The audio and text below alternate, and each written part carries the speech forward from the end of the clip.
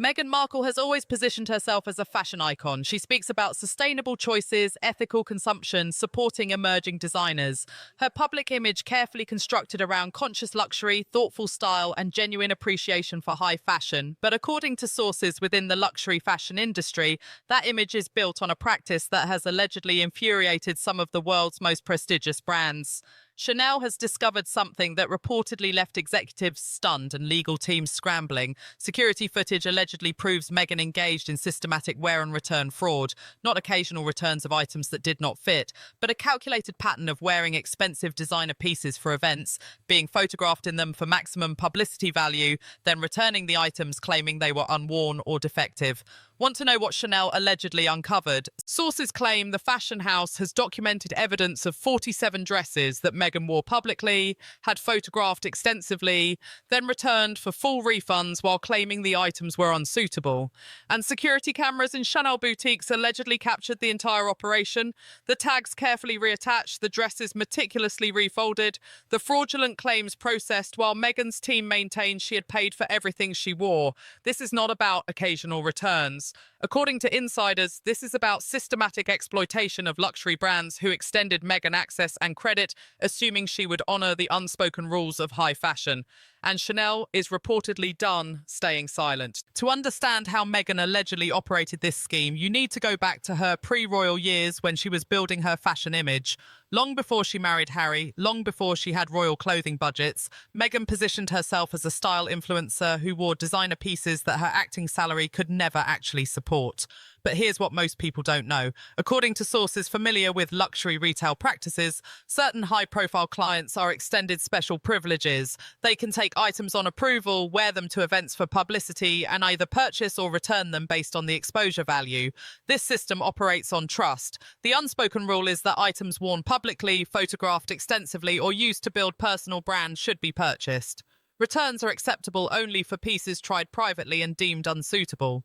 Word from people who worked in luxury retail during Meghan's pre-royal years claims she allegedly understood this system perfectly. She knew which boutiques would extend her credit. She recognized which managers were susceptible to celebrity requests. She calculated exactly how far she could push the boundaries of wear and return before being cut off. And according to insiders, Meghan allegedly became expert at exploiting these privileges while technically staying within the letter of return policies even as she violated their spirit.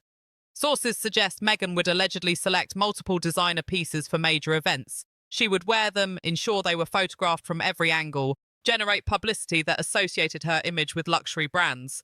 And then, according to people familiar with her pattern, she would return the items claiming they did not fit properly, the color was not right, or minor defects made them unsuitable for keeping. The boutiques, not wanting to offend a rising celebrity who provided valuable exposure, allegedly accepted these returns even when staff suspected the items had been worn extensively. This was not accidental exploitation. According to insiders, this was calculated understanding that luxury brands value celebrity association enough to tolerate behavior that would get ordinary customers banned. And Meghan allegedly refined this practice over years, learning exactly how to maximize fashion exposure while minimizing actual expenditure. This is where the story shifts from strategic exploitation to brand betrayal. So when did Chanel discover what Meghan was allegedly doing? According to sources within the luxury fashion house, the revelation came when internal auditors noticed unusual patterns in Meghan's account. Want to know what those auditors found? Insiders claim they discovered that nearly every item Meghan had purchased from Chanel boutiques during a specific period had been returned. Not some, nearly all. And when they cross-referenced return records with photographs of Meghan at events, allegedly a shocking pattern emerged. Dress after dress worn publicly, photographed extensively, generating publicity for both Meghan and Chanel, then returned claiming unworn status or minor defects. People familiar with what Chanel uncovered suggest the brand initially assumed administrative error. Perhaps returns were being processed incorrectly. Perhaps Meghan's team was handling transactions without her knowledge, but when they reviewed security footage from boutique changing rooms and processing areas, sources claim, the truth became undeniable. The footage allegedly shows Meghan's representatives carefully removing tags before events, then meticulously reattaching them after wear. Dresses that had been photographed on Meghan at galas being returned to boutiques with tags that suggested they had never been worn. And according to insiders, Meghan's team allegedly coached boutique staff on processing these returns as unworn items, even when everyone involved knew the dresses had been publicly displayed on Meghan's body. This was not about honest returns. According to sources, this was allegedly about systematic fraud disguised as customer service. And what cut deepest for Chanel was not the financial loss, which the brand could easily absorb, it was the betrayal.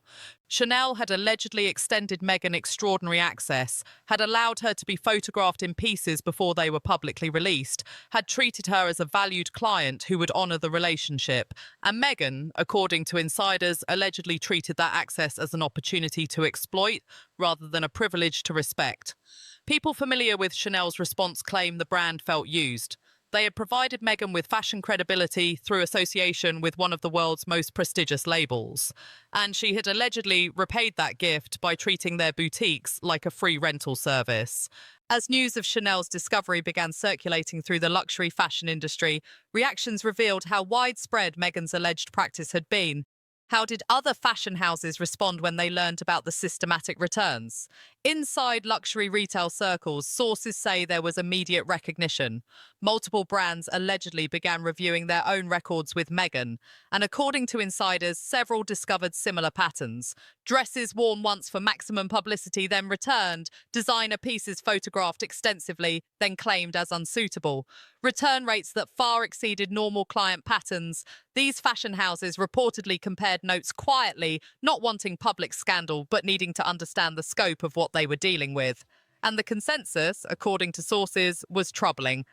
Meghan had allegedly been running this operation across multiple brands simultaneously, using each boutique's goodwill and desire for celebrity association to fund a fashion image she could not actually afford. Meanwhile, some voices in fashion industry allegedly defended Meghan's practices as simply savvy use of available policies. These supporters claimed that if brands allow returns, clients have every right to use those policies regardless of how items were worn.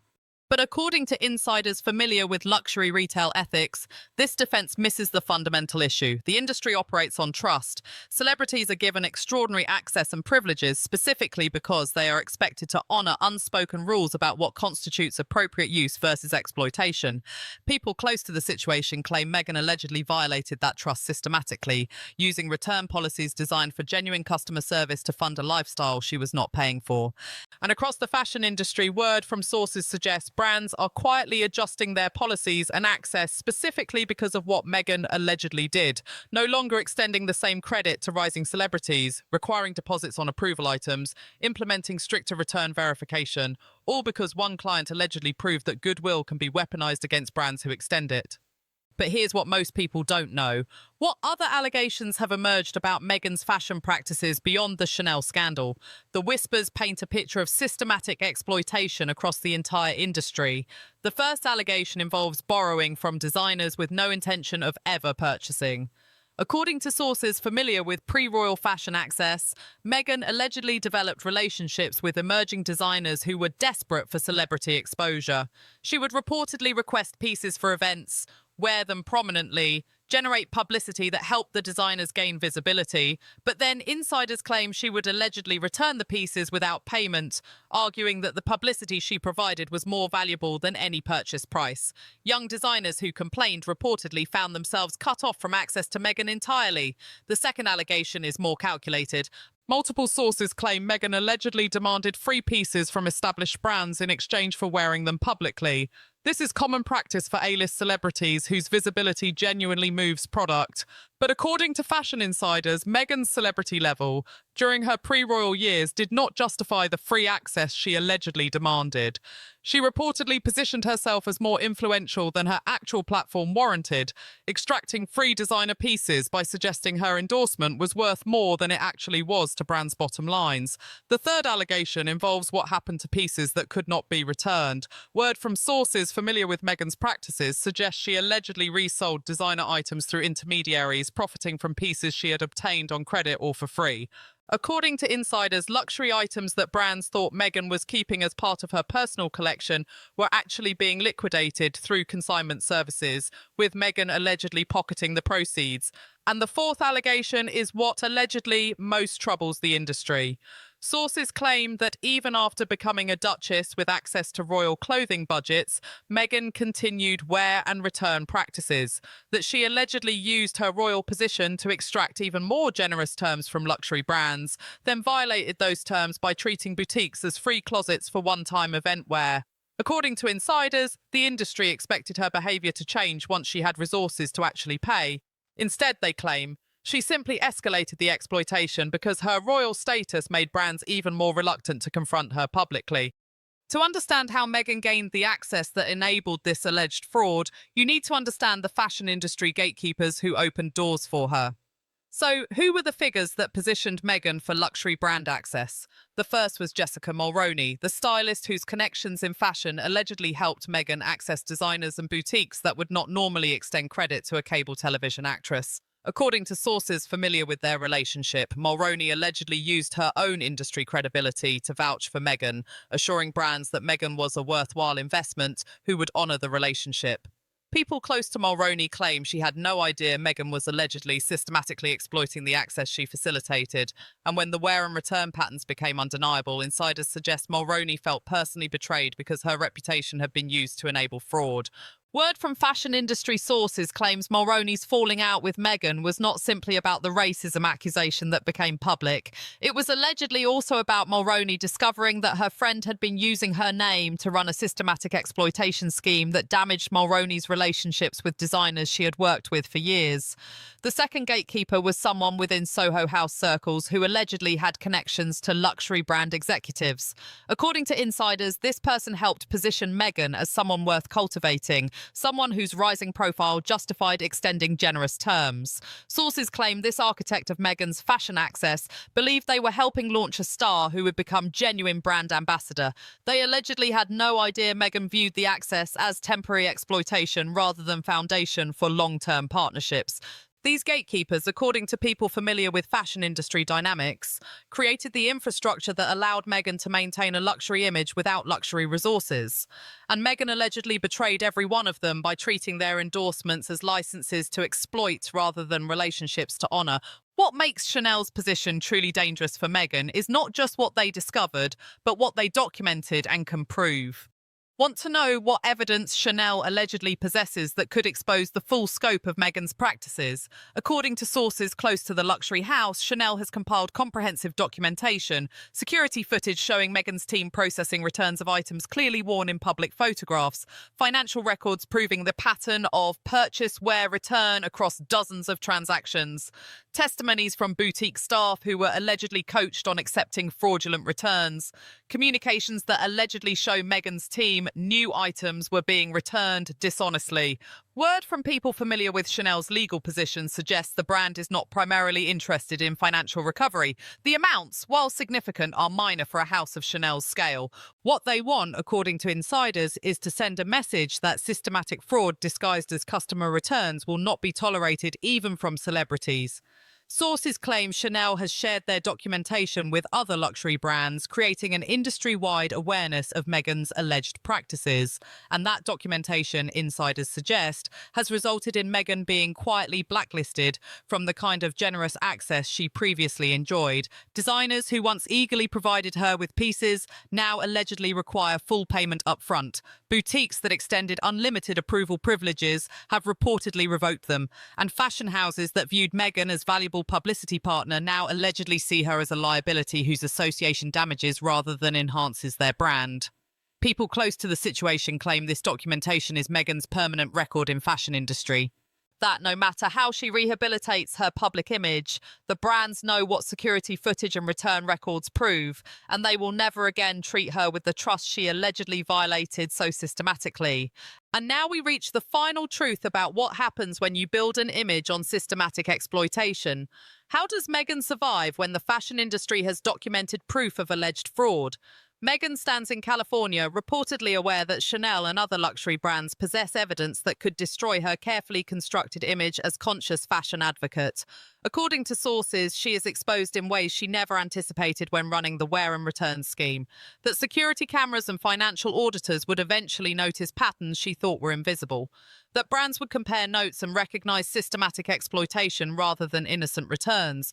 Word from insiders suggests Meghan cannot address the allegations publicly without admitting practices that would humiliate her and potentially invite legal action.